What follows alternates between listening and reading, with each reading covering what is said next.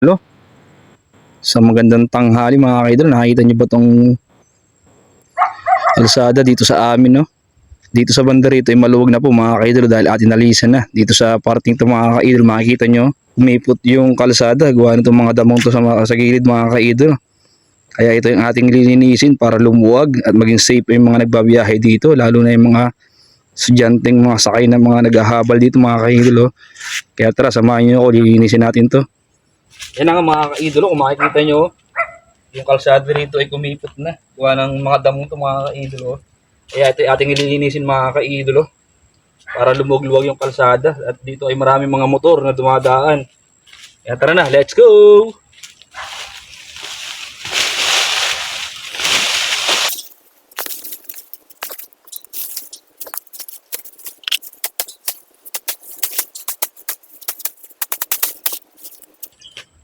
Ito nga pala yung napakatilit kaidolo.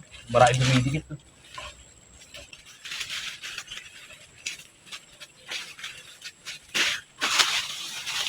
Ito mga kaidol, ito yung napakaraming dumidikit.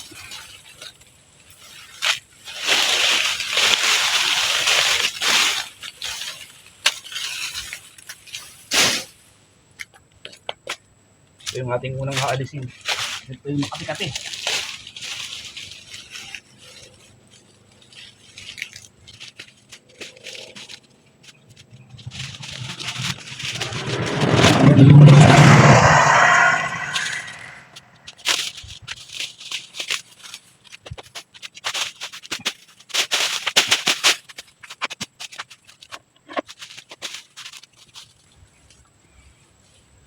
Kasi bunutin mga kaidolo.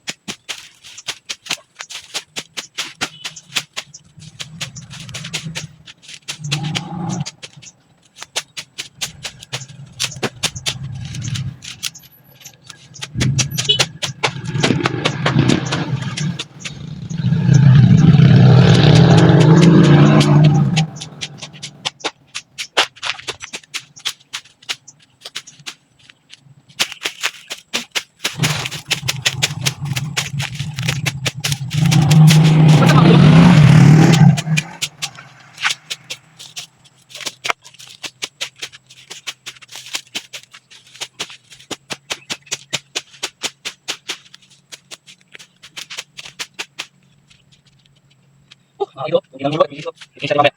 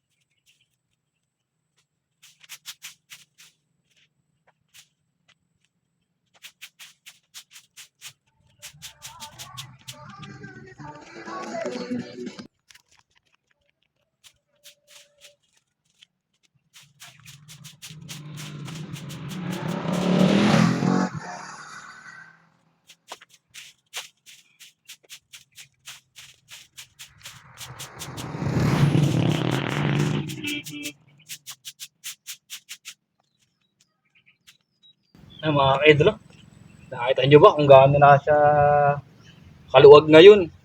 Hindi kagaya kanina, talaga sobrang kipot mga ka-idolo.